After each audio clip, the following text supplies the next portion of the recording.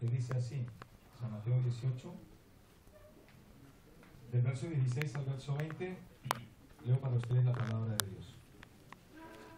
Pero los 11 discípulos se fueron a Galilea, al monte donde Jesús les había ordenado, y cuando le vieron, le adoraron, pero algunos dudaban. Y Jesús se acercó y les habló diciendo: toda potestad me es dada en el cielo y en la tierra. Por tanto, todos conmigo, todos, id y hacer discípulos a todas las naciones, bautizándolos en el nombre del Padre, y del Hijo, y del Espíritu Santo. Sigan enseñándoles que guarden todas las cosas que os he mandado, y aquí yo estoy con vosotros todos los días hasta el fin del mundo. Bueno, le hemos colocado como un título: Evangelismo en expansión. He orado al Señor, y el propósito de esta enseñanza es despertar, con la ayuda de Dios, ese sentir misionero. Creo que si hay sensibilidad en nuestro corazón, vamos a llegar muy lejos. El asunto es que las cosas de pronto las hagamos porque nos las mandaron, como por cumplir. Es que como me nombraron, tengo que ir. No, sinceramente no. Esto no funciona con nombramientos. De todas maneras, dentro de la iglesia hay que hacer un nombramiento, pero es cuestión de ir. Yo recuerdo cuando era muchacho en la iglesia de Bucaramanga, que trabajamos en el evangelismo. Yo siempre estuve por allí y empezaba un gran grupo, pero luego se iban disminuyendo y terminábamos los 3, los mismos 5 años. Pero qué bueno es poder terminar con ese grupo. Qué bueno es saber que siempre terminamos, que siempre estamos en el grupo que termina. Como veíamos ahora en el video, hay gente que dice, y realmente tienen justificación en muchas cosas. Hermano, es que tuve un dolor de cabeza, pero hubo quienes con dolor de cabeza fueron. Puede ser diferente. Hermano, es que no tenía dinero para ir, pero hay muchos que sin dinero vinieron aquí. Y a los pastores en la reunión pasada les dije: hermano, es que estamos mirando a ver quién va, que todavía no se ha definido. Y yo le dije: ese quien no se ha definido quiere decir que no va. Uno tiene que aprender, hermano, la fe no es duda, la fe no es por si acaso, la fe, yo voy. Si un pastor dice, de la iglesia va por lo menos uno, aquí estuviera por lo menos uno. Pero como no lo digo, no, es que no tenemos, no hay forma, es que la gente que siempre ve las dificultades, la verdad, siempre. Hermano, dígame, le pregunto, ¿no hay dificultad? La economía está buena, está fácil, está asequible. No, y creo que es cuando la situación se pone difícil y cuando las cosas se hacen, eso es lo que Dios mira y realmente es lo que vale. Porque hay personas que funcionan cuando tienen buena salud, cuando tienen su coche, cuando tienen el dinero, cuando tienen todo, la ropa, todo. Ah, no, vamos. Pero si alguna cosa de esas falta, no. Pero hermanos, qué bueno es que nosotros nos acostumbremos a hacer las cosas a pesar de las circunstancias. Demos todo gloria al Señor. Entonces la idea es que esto se despierte en nosotros y esperamos con la ayuda de Dios avanzar. Bueno, vamos a avanzar. Voy a leer algunas cosas, de todas maneras vamos a estar pendientes de esto. El método de Dios mostrado aquí para la evangelización del mundo es realmente extraordinario. La eterna sabiduría de Dios ha demostrado que Él puede tomar lo sencillo y simple y convertirlo en perfecto. Un puñado de hombres recibieron la más difícil de las misiones: llegar hasta el último rincón del mundo con el mensaje de salvación y cumplirlo. Este era el reto más grande. Yo creo que no hay ninguna empresa, no hay ninguna ideal de algún hombre que se ha trazado con esta meta tan extraordinaria. Vamos hasta el último rincón del mundo y vamos a lograrlo. Pero es que lo hizo Jesucristo. ¿Y con quién lo iba a lograr? Con personas extraordinarias, no gente sencilla, gente normal, gente del vulgo, gente que no tenía, muchos de ellos tenían estudio. Pero es que, hermano, lo que cae en las manos de Dios se vuelve extraordinario. Gloria al Señor. Demos todos los Dios. Debían ir sin más recursos que lo que llevaban puesto, No había fondos de ayuda para su supervivencia, no existían los medios de comunicación de hoy, no había satélites, ni internet, ni siquiera una imprenta o un micrófono. Solo contaron con sus pies o sus pequeñas embarcaciones de madera o carros tirados por animales para transportarse, pero aún así conquistaron naciones, doblegaron imperios y sometieron a los hombres al poder del Evangelio en algo así como un siglo. Demos todo gloria al Señor.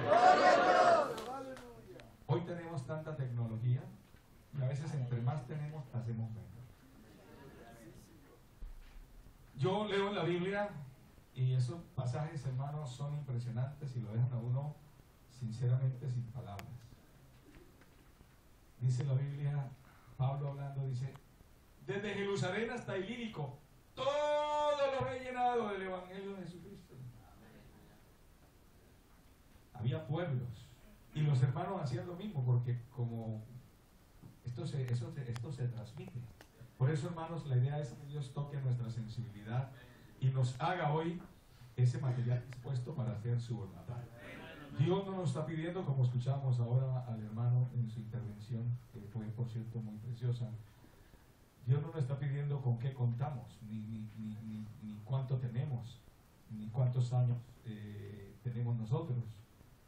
Yo recuerdo que un joven de la iglesia tuvo un fracaso y este joven siempre ha tenido un llamamiento para servir a Dios, y él con su dolor en su corazón me decía: pastor, ¿lo he perdido todo? Y le dije: a ver, yo creo que no, depende de su actitud. Si usted se levanta, amén.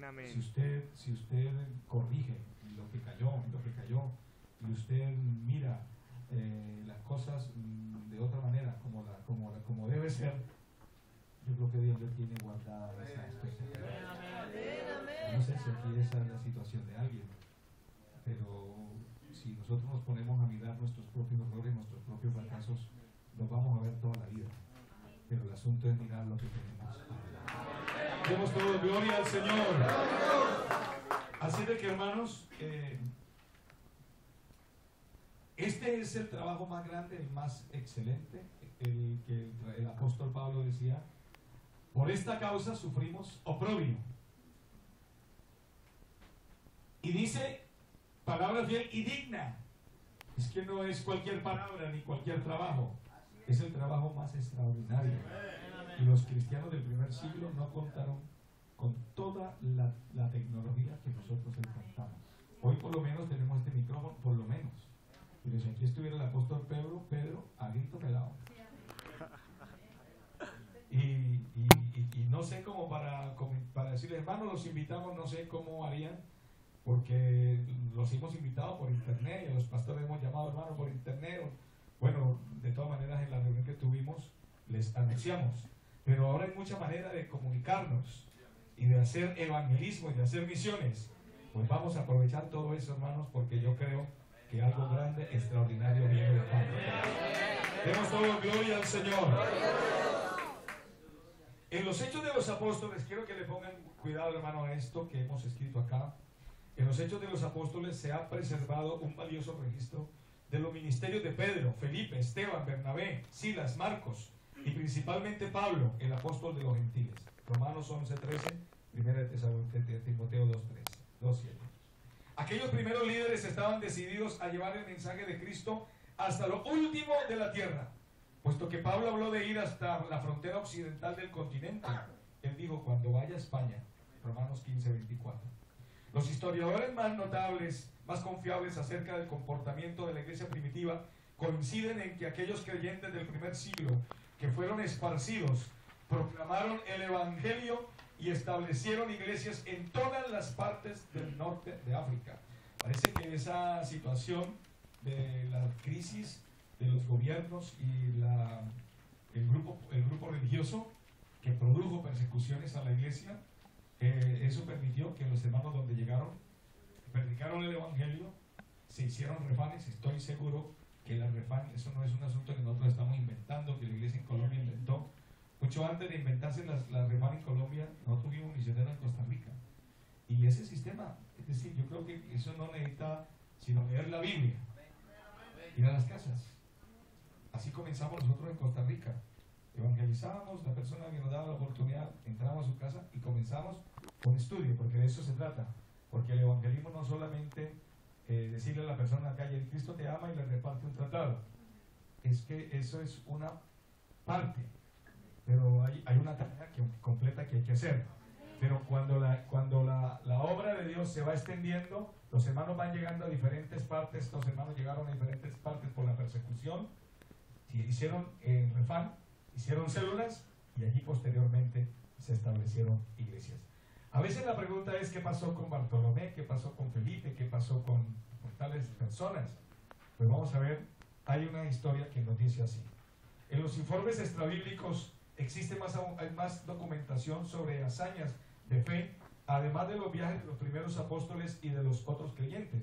Se registran las misiones de Bartolomé, por ejemplo, en Partia, Etiopía, Mesopotamia, Licaonia, la actual Turquía y Armenia. Hoy los turcos sí saben del evangelio, si allá lo evangelizaron hace 2000 años. También se habla de la evangelización de Tomás en Partia, conocida como Khorasan, una región del sur de Rusia, del norte de Afganistán y noreste de Irán, y cómo viajó hasta el sur de la India, donde se le reconoce como fundador de la iglesia de los cristianos malabares sirios. Hay personas que dicen: ay, hermano, es que nunca en Afganistán se ha predicado el evangelio. Nunca, si fueron casi los primeros en conocer este evangelio. Cuando el evangelio llegó a Afganistán, estaba fresquita la noticia de la muerte de Jesucristo. Estaba fresquito todo el evangelio, el aposento alto, el Espíritu Santo, la primera vez que cayó. O sea, ellos fueron los primeros en conocer esa noticia. Rusia y todos estos países conocieron del evangelio de Jesucristo.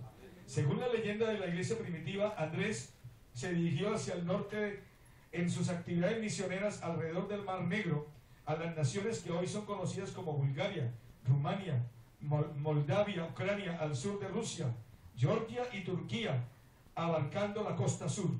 La historia acerca de Felipe nos cuenta que su ministerio de evangelización en la antigua región euroasiática, en Sitia, al norte del Mar Negro y al sur del Mar Ural, un pueblo renombrado por la bravura en la guerra que había emigrado hacia el norte desde Irán. Hace poco se difundió la noticia de un hermano en Irán que fue tomado prisionero por predicar el evangelio del nombre, y lo aprisionaron y lo iban a matar. Bueno, creo que le mataron de todas maneras. En todo el mundo, yo no sé cuántos se enteraron de esa noticia, se pidió oración por este hermano, pero creo que lo ejecutaron por la predicación del nombre de Jesús. Usted, hermanos, que Irán no conoce del nombre, no conoce del evangelio, y es que cuando los registros no es de grupos trinitarios que predicaron el evangelio, no, es del nombre de Jesucristo. La esencia del evangelio llegó por primera vez a todos estos países asiáticos, africanos, europeos. Demos todos gloria al Señor. Ahora, la escasa información que hay de Mateo nos relata sus misiones en Etiopía, o sea, fue hasta África, y hacia el este, a través de Persia, lo que es Irán. Existen datos que indican que Simón el Celote desempeñó su misión evangelística en Egipto, desde lo cual se dice que se unió a Tadeo a proclamar el evangelio en Persia, en Irán. Estos hombres, movidos por el Espíritu Santo y por la carga por los perdidos, se ofrendaron voluntariamente para que aquellos fueran alcanzados por la gracia de Dios. Lo entregaron todos, se negaron a sí mismos y no tuvieron reparos ni excusas para llevar a cabo la tarea más importante de todos los tiempos, la salvación del hombre. Demos toda gloria a Dios. ¡Gloria a Dios!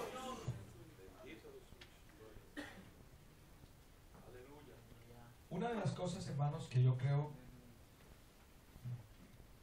que nosotros, como personas que conocemos al Señor y que sentimos en el alma la pasión por el evangelismo,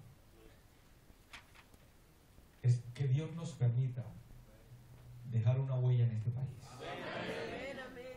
Algún día la historia nuestra se contará.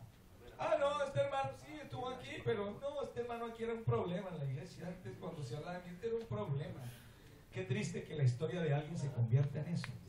un problema. Un hermano difícil para todos. Si iban a cantar, problemas. Si iba a ser pro templo, problema. Si se recogía ofrenda, misiones, problema. Si íbamos a evangelizar, problema. Que porque llovió, porque no llovió, problema para todo. El hermano, problema. Se contará la historia de él, que en lugar de ayudar, más bien apretaba, frenaba.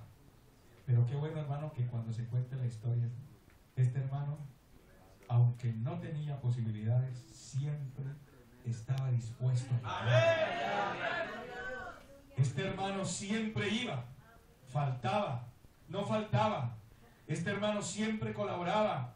Este hermano siempre ayudaba. Este hermano nunca nos dio a nosotros, porque nosotros como pastores nos damos cuenta en las congregaciones.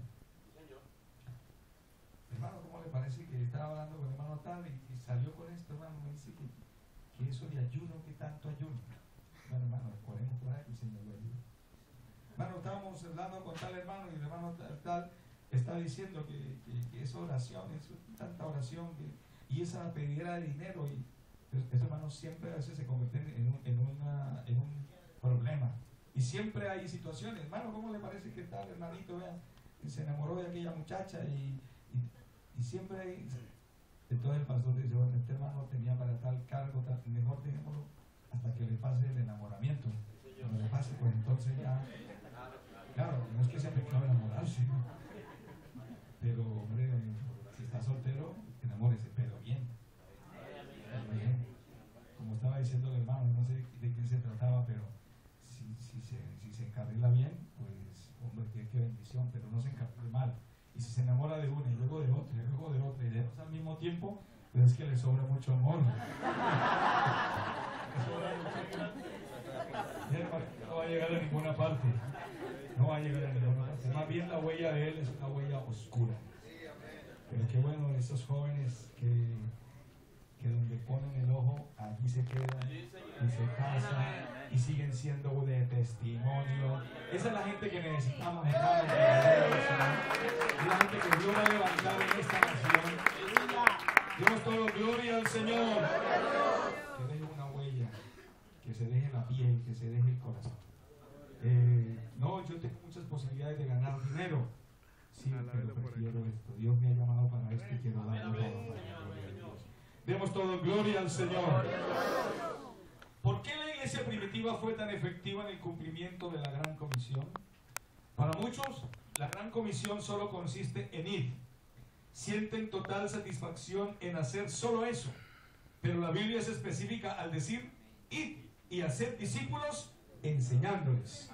Es decir, el asunto no solamente es ir, es hacer discípulos y luego enseñándoles. La iglesia primitiva funcionaba dentro del estricto cumplimiento de la Gran Comisión. La palabra de Dios revela de manera específica el propósito de la venida de Cristo al mundo cuando dice: el Hijo del Hombre vino a buscar y ¿a qué? Y a salvar. No dice vino a buscar. Si dice solamente vino a buscar, pues nos dejó a todos mal. No nos salvó a nosotros, sino buscó. Pero dice la Biblia, nótese que no dice sencillamente buscar, porque si de eso solamente se tratara, entonces nadie sería salvo. La Biblia enfatiza y a salvar. Y creo, hermanos, que en eso tenemos que ser nosotros muy conscientes y enseñar y hacer discípulos y enseñarles, dice la palabra de Dios. Lo que el hermano estaba explicando ahora de la Refam es extraordinario, porque yo creo que este trabajo nosotros sí tenemos que seguirlo, implementarlo en todos los lugares. Los campos misioneros siempre empiezan por una persona, se visita a esa familia. En los campos misioneros no hay iglesias, o lo que nosotros llamamos como iglesias, templos. ¿Quién va a ir? No tenemos templos. Todos los campos misioneros empiezan en diferentes lugares. Aquí en España comenzamos en un parque. En Costa Rica se comenzó en mi casa, ahí, y comenzó en las casas de varias personas, pero no las dejábamos. A los 8 días estábamos ahí, a los 8 días estábamos ahí.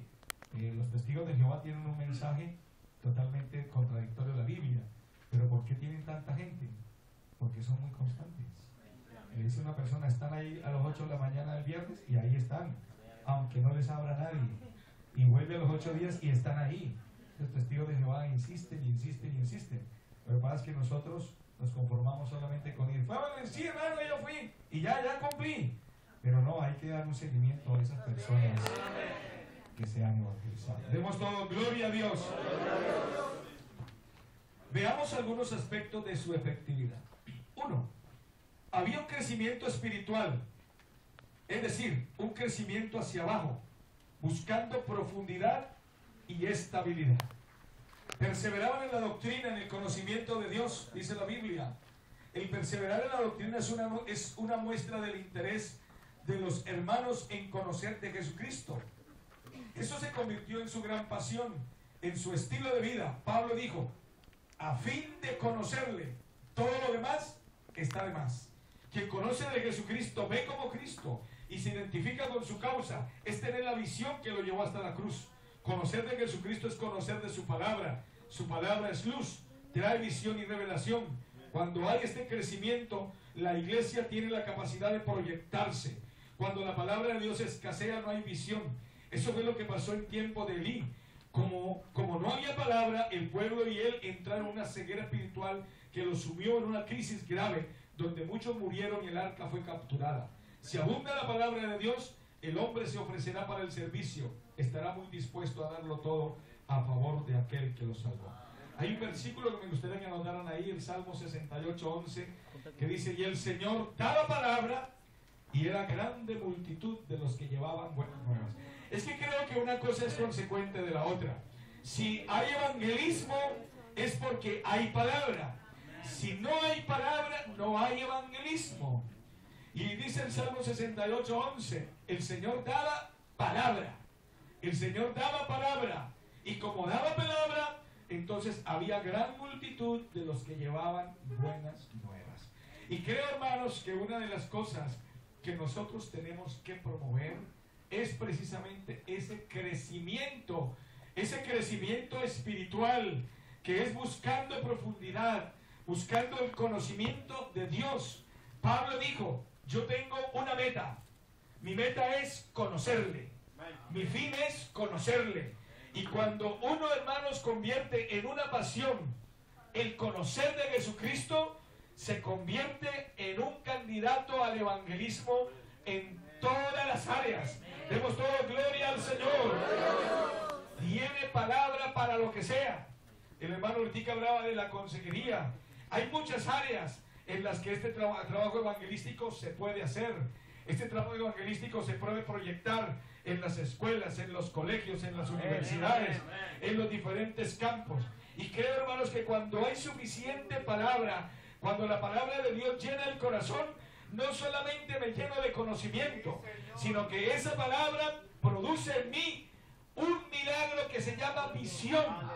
La visión es aquello que yo no veo con mis ojos, es como Dios mira las cosas. Tener visión es ver como Dios ve y sentir como Dios siente. Denle un aplauso al Señor Jesucristo, hermano.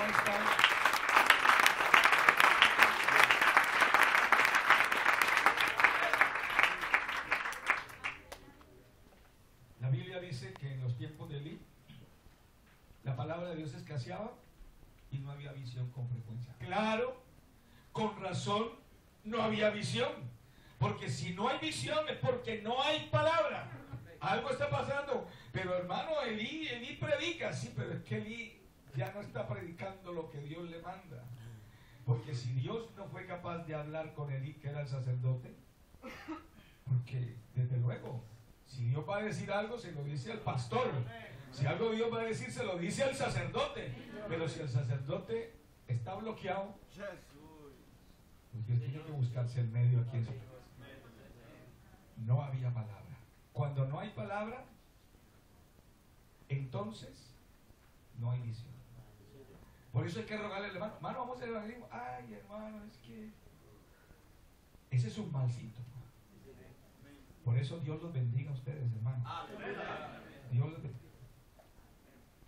Eso denota que hay, si hay una visión, es porque hay palabra en el corazón. Vamos al evangelismo. No, hermano, que va a llover. Ya dijeron por la televisión que iba a llover. Entonces, dice la Biblia en el libro de Eclesiastés: el que mira las nubes, sí, amén, no amén, se... amén. ¿Va a llover? Yo recuerdo que nos pasó una experiencia allá en Colombia hace muchos años. Siempre salíamos los domingos por la tarde a evangelizar con los hermanos en toda la iglesia. Y un domingo no pude estar. Y le dije a una hermana: hermana, por favor, usted se me encarga de dirigir hoy el evangelismo, van a ir a tal parte y van a hacer un culto, bueno, en fin. Y resulta que nos fuimos para la casa después de la dominical y el cielo se puso negro. Y entonces llamaron a la hermanita donde yo vivía, una hermanita anciana, y hermano, ¿qué hacemos? Porque como seguramente la hermana me había alquilado una habitación ahí, yo vivía, yo era pastor soltero, y pensaron que de pronto la hermana, es decir, pensaba que yo estaba ahí o alguna cosa así. Hermana, ¿será que hacemos el evangelismo? Y la hermana dijo: no, si va a llover es mejor que lo cancelen. Y los hermanos llegaron todos al evangelismo, y como la hermanita dijo que lo cancelaran, se fueron todos para acá. No llovió, solamente se puso oscuro. Antes Dios los bendijo, porque no, el sol ese que pica tanto por la tarde, y les hizo un buen clima y no entendieron. Luego los reuní y dije: hermanos, ustedes se dejaron llenar de miedo, o sea que si va a llover entonces no vamos a evangelizar. Yo tuve una experiencia que le he contado a los pastores en Costa Rica, que una mañana, como a las 3 o 4 de la mañana, yo me levanté a orar, y orando el Señor me dijo: vaya a evangelizar hoy a Heredia. Heredia es una provincia, y yo le dije: bueno, Señor, yo voy a ir a Heredia. Tenía un cochecito, yo me fui con mi esposa y con 3 hermanitos más de la iglesia, porque para evangelizar no se necesitan cantidades, se necesita más bien es obedecer lo que el Señor dice. A veces uno dice: no, pero ¿cómo oye Dios? ¿Cómo oye uno que Dios lo manda para tal lugar? Entonces Dios no habla. No tenemos un Dios mudo. Hermano, Dios habla. Lo que pasa es que a veces uno oye lo que a uno le conviene. Pregúntele a un enamorado: Señor, ¿será que me caso con esta? Y verá que le dice: sí. No vaya. Sí. Está enamorado, está por ahí. Y el sentimiento a veces prevalece sobre la voluntad de Dios. No, la voluntad de Dios debe prevalecer por encima. Amén. Y yo me fui a evangelizar. Yo sentí que Dios habló a mi corazón que fuera, y yo fui. En Costa Rica, en tiempo de invierno, llueve. De mayo a diciembre, llueve. De 1 de la tarde a 10 de la noche, eso sí es seguro. Y nos fuimos, y claro, cuando llegamos allí, yo estacioné el coche, estaba lloviendo. Y comenzamos a tocar puertas, se nos mojaban los tratados. Y el Señor, ayúdanos, calma esto. Un pueblo donde no conocíamos a nadie. Un pueblo católico, la capital del catolicismo de Costa Rica. Entonces dije: no, hermanos, vamos a entrar al coche, esperemos que escape. Entramos, y llovía, hermanos, llovía. Entonces les dije: bueno, hermanos, nos vamos para otro lugar que no esté lloviendo. Y nos fuimos, cogimos la autovía y salimos, estábamos saliendo de Heredia, y el Señor me dijo: es Heredia. Gloria a Dios. Es Heredia. Yo le dije: hermanos, me devuelvo. El Espíritu Santo me dice que es Heredia.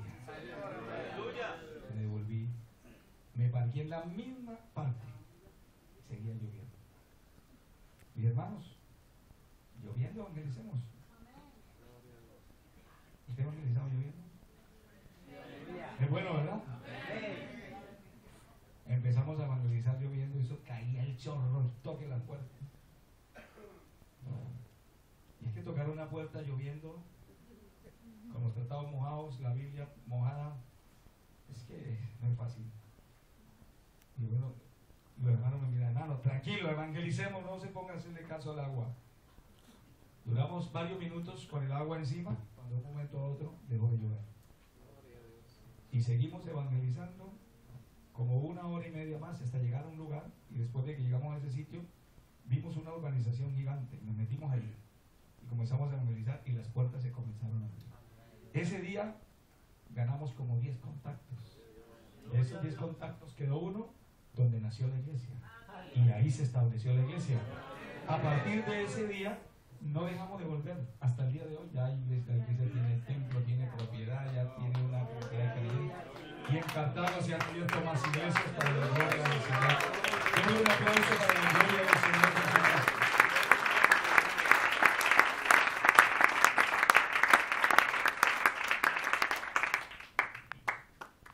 Creo, hermanos, que cuando hay visión,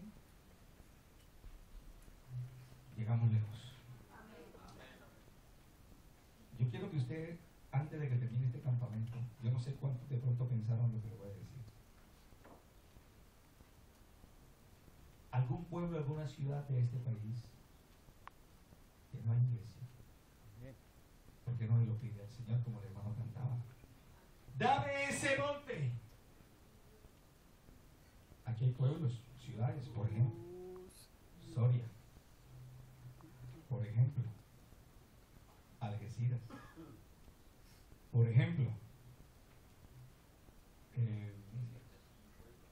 Lidia. Señor, dame eso. Dámelo. ¿Y usted cree que Dios no es capaz de dárselo?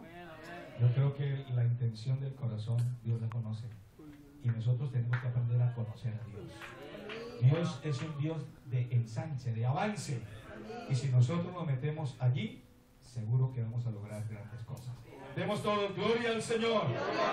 Dos, había un crecimiento en el cuerpo de Cristo, es decir, un crecimiento hacia adentro.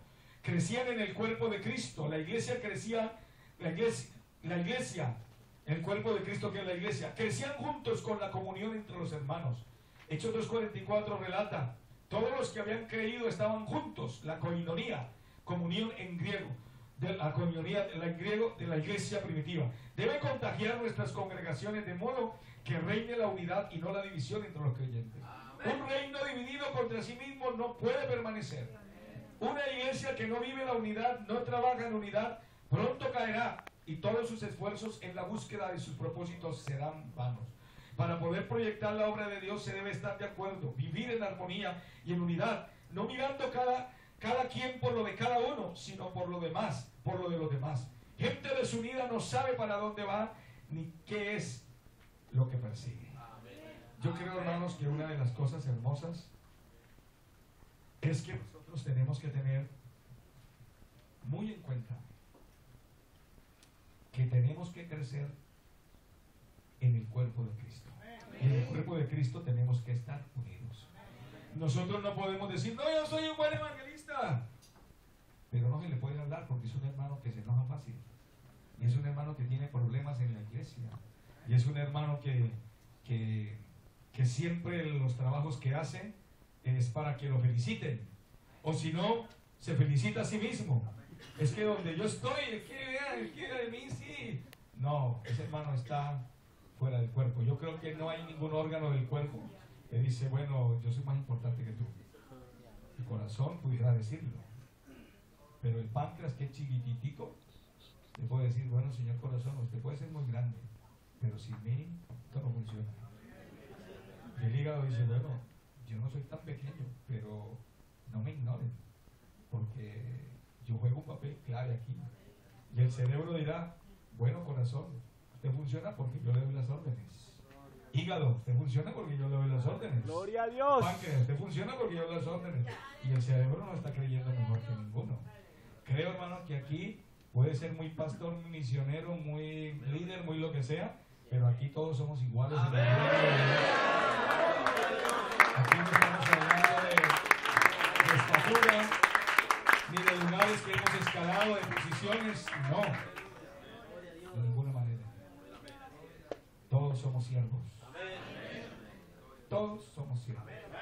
El mundo, esa palabra ministro la ha malinterpretado. El ministro tal, hay que hacerle reverencia. No, ministro quiere decir servidor. Servidor es lo que quiere decir. Me llama la atención porque un día fuimos a buscar a un hermano. Él tenía un alto puesto en Colombia, en Bogotá. Y era muy difícil ir a buscarlo, es decir, él no atendía a cualquier persona que fuera a buscarlo, tenía que hacer cosita previa, pues era un hermano de nuestra iglesia, pero estaba por allá. Entonces una vez fuimos con un pastor a buscarlo, teníamos algo que hablar con él. Y llegamos a la oficina y nosotros dijimos, es que si nos que viene el hermano tal, es que no lo van a pasar. Entonces el hermano dijo, déjeme a mí, hermano. Dijo, señorita, buenos días. Venimos a buscar al doctor tal. ¿De parte de quién? Del ministro Marín. Ah, sí, ya mismo, ya él mismo lo. Él mismo bajó. Claro que la gente funciona así, con los cargos. Y usted verá, hermano, que en el mundo funciona así con los cargos.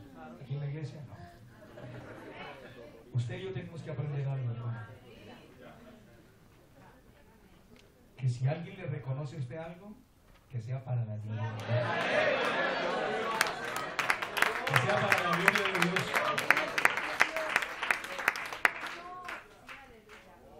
Pero no se ponga usted a echarse flores. Si se pone a echarse flores, usted pierde el año. Aleluya. Pierde el año. Hermano, es que mire, es que yo pongo la mano, y donde pongo la mano, coloco el morado. No. Seguramente, porque eso, cuando una persona se echa flores, está ignorando la gloria de Dios, la está desviando, y toda la gloria es para Él. ¿Cuántos lo creen? Toda la gloria es para Él. Y estas cosas dividen el cuerpo, y yo sé, estoy hablando con gente que Dios va a usar grandemente, y ya está usando.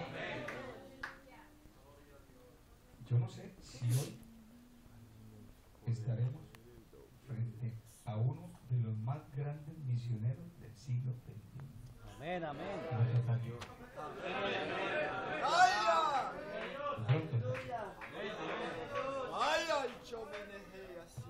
Hubo un hombre que era zapatero. La historia registra que era zapatero, pero él conocía a Dios. Y tenía un amigo suyo que trabajaba en el otro lado. También él era zapatero, ahí colaboraba limpiando. Le hablo de Cristo, le hablo de Cristo, le hablo de Cristo. Todos los días se iba con el sabor malo de no haberle hablado. Pasaron varios días. Un día, le voy a hablar, es que él se sentía que el otro era como muy difícil. Se hizo una cantidad de ideas y siempre salía agotado. Pero ese día, cuando él terminó el trabajo, entró un momento y dijo, perdóneme, quiero hablarle de algo. Y le presentó el mensaje de Jesucristo. Ese muchacho sintió algo especial. Y le dijo, lo voy a acompañar a su iglesia. Vino a la iglesia. Se convirtió a Cristo.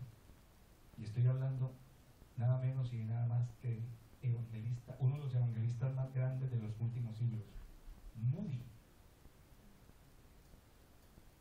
Ese hombre se convirtió en un escritor, en un predicador de los más grandes y más renovados de los últimos siglos.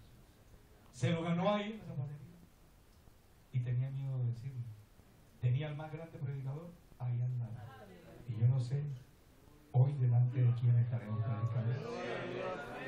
Y con humildad estamos predicándole esta palabra, porque seguramente algunos de ustedes con el tiempo se van a convertir en los predicadores de nuestros hijos, de nuestros nietos y de las generaciones que vendrán. Y es necesario que esta mañana usted aprenda una lección. Todos aprendamos una lección. Si Dios se glorifica en su vida, es Dios. Y esa gloria tiene que volver a Él inmediatamente. En el momento que usted se quede con algo, esa gloria quema. Esa gloria no puede hacerle sombra a Dios. La persona termina en el camino. Y si usted quiere ver el fin de una persona, es la persona que habla de sí misma. Es la persona que ya cambia. Es una persona que exige, que pide reconocimientos. ¿Cuánto me van a dar? Ya supe de un evangelista, allá en un lugar. Ah, no, hermano, pues yo dejé de ir a tal correría evangelística para venir aquí. Mire a ver cómo me dan, porque allá me iban a dar tanto. ¿Qué es eso? ¿A dónde estamos? La humildad. Si Dios lo ha bendecido, deje que los demás lo vean y glorifiquen a Dios en su vida. No, hermano, es que yo madrugo a orar, es que yo leo, hermano, es que yo sé predicar, yo sé llegar a la gente. Usted no sabe, es el Espíritu Santo. Es el Espíritu Santo.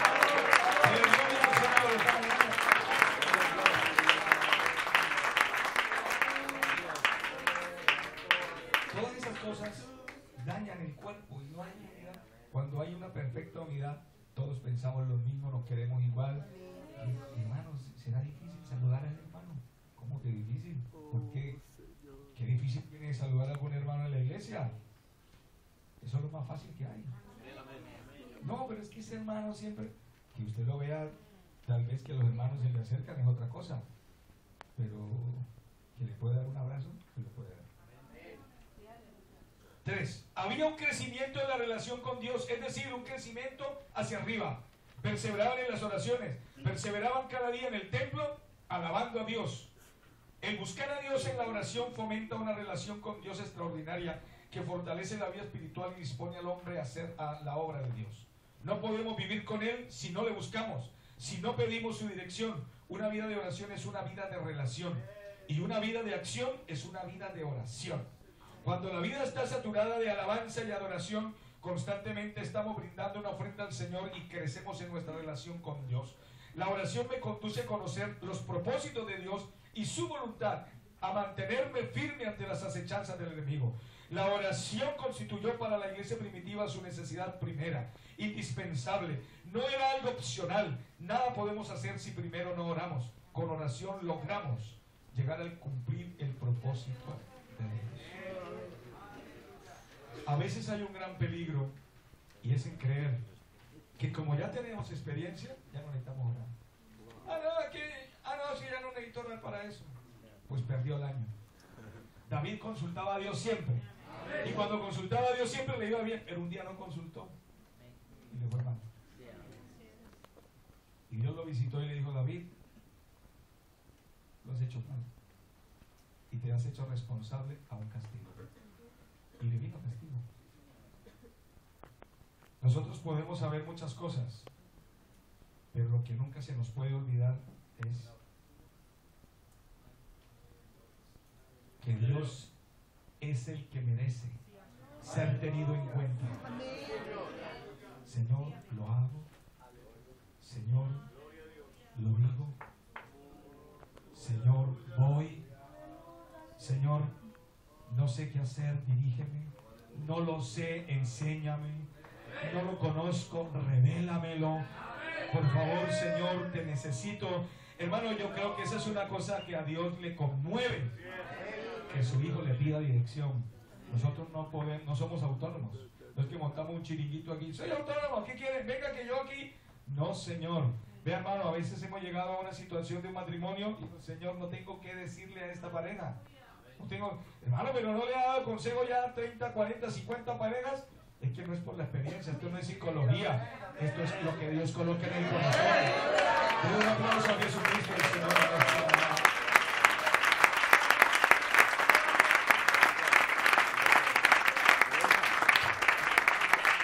Gloria a Dios. Había un crecimiento con relación a otros, es decir, un crecimiento hacia afuera. La iglesia se proyectó al trabajo evangelístico, un trabajo de expansión. En los primeros 30 años de la iglesia experimentaron el siguiente crecimiento. Esto se ha sacado del libro de los Hechos. Hechos 1:15, 120. Hechos 2:41, 3,000 fueron añadidos. Hechos 2:47, el Señor añadía a los que habían de ser salvos. Hechos 4:4, 5,000 hombres agregados. Hechos 5:14, aumentaban en gran número. Hechos 6:1, crecían el número de los discípulos. Hechos 6:7, los discípulos se multiplicaban grandemente. Hechos 8:5-25, está el gran avivamiento que hubo en Samaria con salvación de los samaritanos.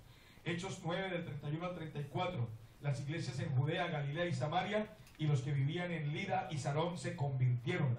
Hechos 11, 21 al 26, un movimiento espiritual y de salvación en Antioquía. Hechos 12, 24, la palabra del Señor crecía y se multiplicaba. Hechos 13, 43 al 44, en Antioquía muchos siguieron. Hechos 13, 48 al 49, en Antioquía de Pisidia creyeron todos los que estaban ordenados para vida eterna. Hechos 14, 20 y 21, en Derbe hicieron muchos discípulos. Hechos 16, 5, en Galacia las iglesias aumentaban en número cada día. Hechos 17, 4, en Tesalónica algunos creyeron de los griegos piadosos, gran número creyó y mujeres nobles no pocas. Hechos 17, 12, en Berea creyeron muchos, mujeres griegas de distinción y no pocos hombres. Hechos 18, del 8 al 11, en Corinto el Señor dijo que tenía mucho pueblo en esa ciudad.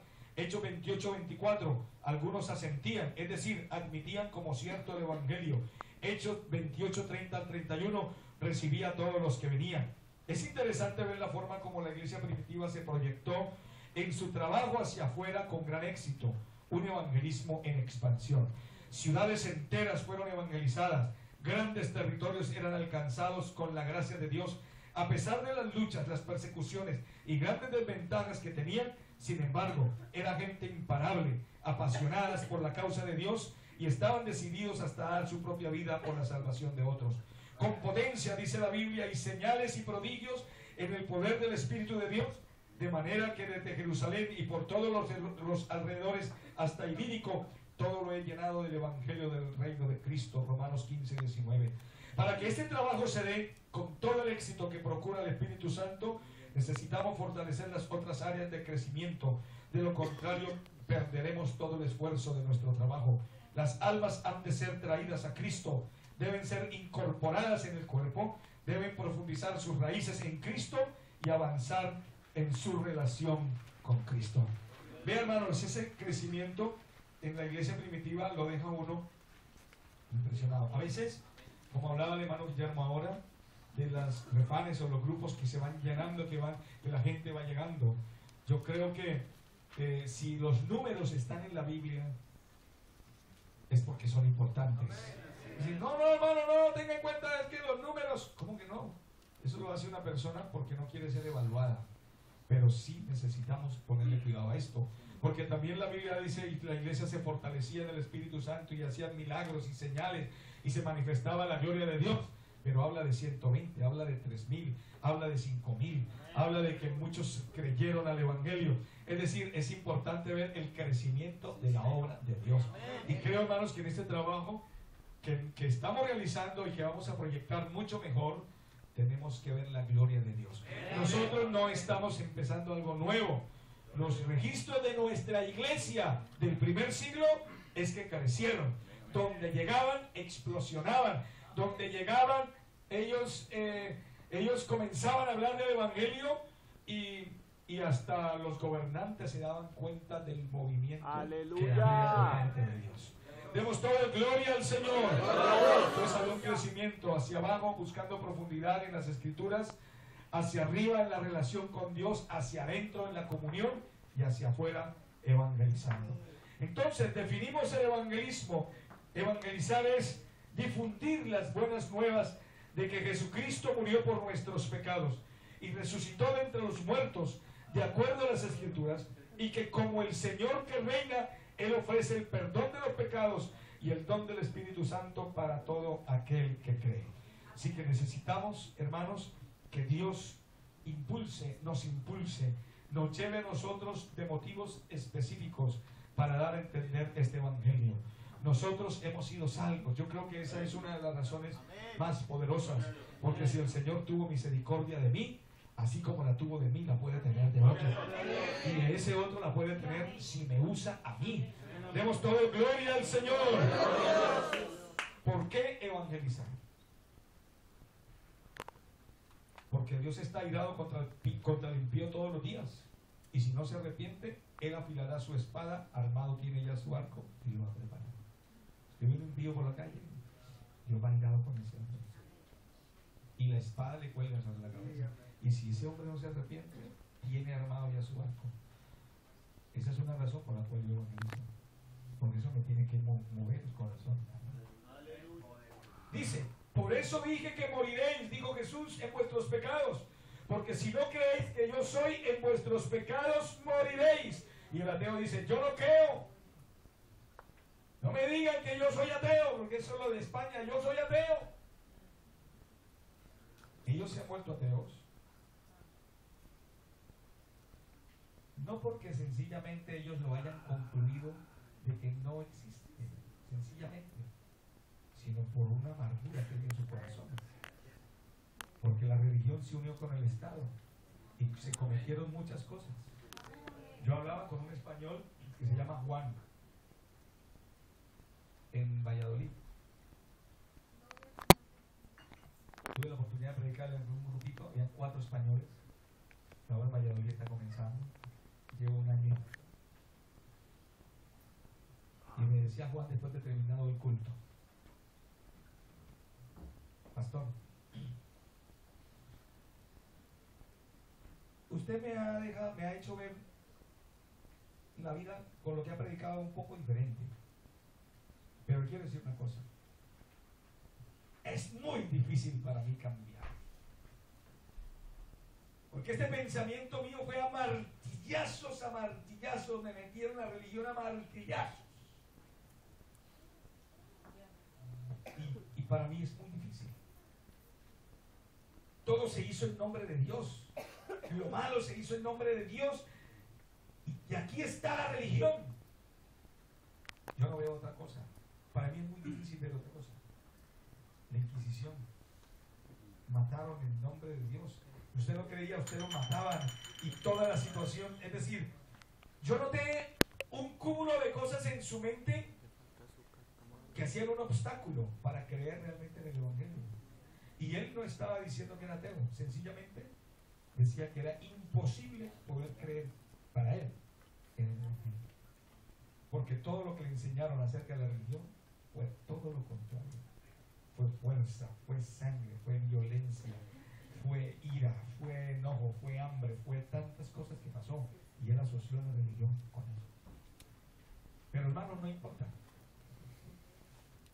No importa. Dios está dispuesto a cambiar el panorama. Pero nosotros somos los llamados para que ese panorama cambie. Si el que dice es ateo, yo hablaba con una señorita en una estación de servicio ayer y le hablé de Jesús. Sí, rápidamente, porque hay personas que están haciendo fila.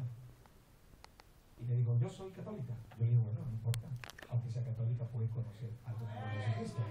Entonces me dice, yo le dije, bueno, al menos, yo creo en Dios. Yo le dije, eso está muy bien, que creen en Dios, porque muchos no creen. Digo, no, yo creo que los ateos son ateos de nombre, digo. Porque cuando están en crisis, ahí sí levantan los ojos porque algo existe para que les ayude. Eso mismo me lo dijo ella. Es una definición, porque realmente ateos no hay. Dice, por cuanto todos pecaron, os digo, no, antes si no os arrepentís, todos pereceréis igualmente. Y que no se arrepiente tiene la muerte encima. Por cuanto todos pecaron y están destituidos de la gloria de Dios. Si han pecado, están fuera. Hay una sentencia que pesa sobre la cabeza de los hombres: muerte y condenación eterna. Es por eso que la iglesia debe asumir con responsabilidad de altura el compromiso de evangelizar, dar el mensaje para que ellos puedan proceder al arrepentimiento. Por eso hay que evangelizar. Demos todo gloria a Dios. ¿Tienes temor del hombre? Es interesante ver al hombre desde la perspectiva de Dios para que podamos sentir su respaldo apropiándonos de su poder y su palabra. No, que con quién me va a salir. No, es que yo no soy capaz. Vamos a ver cómo ve Dios al hombre. He aquí que las naciones le son como la gota de agua que cae del cubo, y como menudo polvo en las balanzas le son estimadas las naciones. He aquí que hace desaparecer las islas como polvo. Hermanos, si las naciones le son como una gota de agua, ¿cómo ve al hombre? Ah, no, que ese hombre es muy grande, tiene muchos millones. Pues ¿cómo lo ve? Veámoslo así. Como nada son todas las naciones delante de él, y en su comparación serán estimadas en menos que nada, y que lo que no es, él convierte en nada a los poderosos, y a los que gobiernan la tierra hace como cosa vana. Así mira Dios este mundo. Amén, amén. Uy, no, este gobernante, es que yo creo que es muy difícil. ¿Por qué no podemos decir, Señor, dame la oportunidad, prepárame? Yo necesito que tú me des la oportunidad de hablarle a un gobernante, de hablarle a una persona importante dentro del círculo social de este país. Ábreme la puerta en algún lugar, pero que nosotros podamos hablar con Dios. Dios, ¿cómo me va a abrir una puerta si es que yo estoy con la mente en otro lado? Pero si nosotros somos específicos, Señor, ábreme la puerta con algún gobernante y prepárame para hablarle de Evangelio. Tú dirás quién. Organiza las cosas. Tú puedes hacer que alguien, que ese gobernante, yo pueda hablar con él. Con alguien, alguna llamada, con algún hermano, qué sé yo. ¿Usted cree que Dios no es capaz de hacerlo? Dios es capaz de hacerlo. La Biblia menciona de que sacerdotes se convirtieron.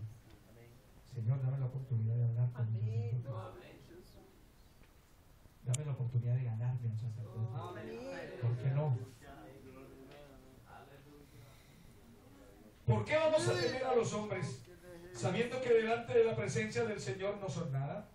Ni las naciones, ni los gobernantes, ni la fuerza económica, ni intelectual, ni la fama, ni la belleza, nada está en pie delante del Señor. Todo es menos que nada. La iglesia debe tomar una posición de valor y acción para proyectar el evangelio en cada ciudad y país donde Dios los ha colocado, sin temer al hombre. El Señor le dijo a Pablo: no temas, sino habla y no calles, porque yo estoy contigo. Ninguno pondrá sobre ti la mano para hacerte mal, porque yo tengo mucho pueblo en esta ciudad. Demos toda gloria al Señor.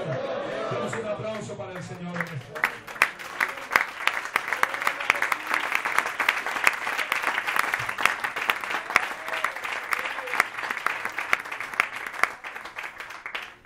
Yo creo, hermanos, que nosotros, como veíamos acá en este pequeño video, nuestra actitud, por eso le decía ese muchacho, si tu actitud apesta, lo que hagas también apesta.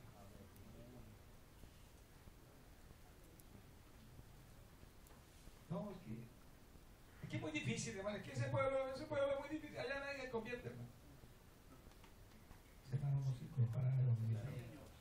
El Señor dijo que ¿cuántos soldados tienes? 32,000. El Señor dijo: no son muchos. ¿Muchos? Es que ellos son millones. Dijo: no. Reúnelos y díganle: los que tienen miedo se pueden ir para la casa. Y los flojos fueron 22,000. No se enfrentaron a la guerra, ni siquiera madrugaron a entrenar. ¿Tienen miedo? Los que tienen miedo se pueden ir para su casa. Y ahí mismo 22,000 se regresaron. Los otros 10,000 se quedaron con las piernas temblando. Solo quedaron 300. Es que son pocos. Hermano, ser un hombre que trabaja en el evangelismo, entender este trabajo, eso es una bendición. Yo conozco un hermano en mi distrito, yo salí del distrito número 2, Bogotá, Cundinamarca, Boyacá. Éramos amigos, me acuerdo el nombre de él. El hermano estaba predicando en la plaza de Tunja. Y estaba predicando ya hace más de 30 años. Era otra cosa Tunja, Boyacá, Colombia. Y al hermano le mandaron un ladrillazo en la cabeza. Le abrieron la cabeza y al suelo. Muchos días inconsciente. Ella se estaba desangrando, lo levantaron, se ha muerto. En coma, mucho tiempo. La iglesia oró, el hermano se levantó, Dios lo restauró. Bueno, y con el tiempo él volvió a predicar. Claro, el hermano no quedó totalmente al 100%. Pero yo creo que cada vez que él se mira en el espejo y se mira esa herida, dice, por causa de eso. Aleluya. Yo creo que eso es una gran bendición. Por causa, casi me matan, pero a veces casi nos matan es por causa de nosotros mismos. Usted no pagó, usted me insultó, usted me trató, usted se me atravesó, usted me miró mal. Por nuestras situaciones, pero qué bueno es que sea por causa del Señor.